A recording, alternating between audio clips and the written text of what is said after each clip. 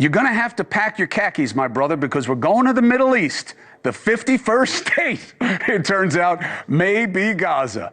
What do you think the ratio of what President Trump said to what will be explained away within a day or so will be on this move? America's going to have an ownership in Gaza, and the people who were there probably shouldn't be allowed back.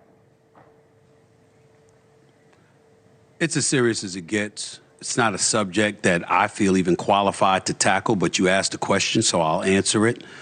When I listened to him, first of all, I think 95% of what he said, if not all 100 of it, is going to be dismissed. I can't imagine the United States of America inserting itself in the American citizens, I happen to be one of them, being okay with that. First of all, we consistently point to our armed forces and our soldiers who represent us and put their lives on the line and make sacrifices for us every single day. How comfortable are we going to be putting them in that kind of situation? I think that's a very dangerous proposition. It's not something that should be entertained.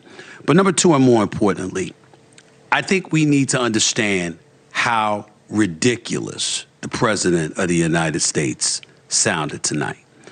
When he was explaining what he was explaining about how the U.S. will own Gaza, he sounded like a real estate agent.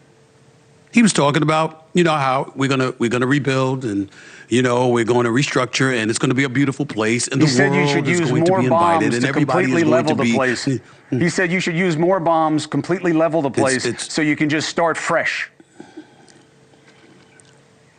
Greater minds, fresher minds than me know all too well the history of the Palestinians and Israel. We know the Israeli-Palestinian conflict spanning decades. None of us should take this lightly. We should treat it with the seriousness that it deserves.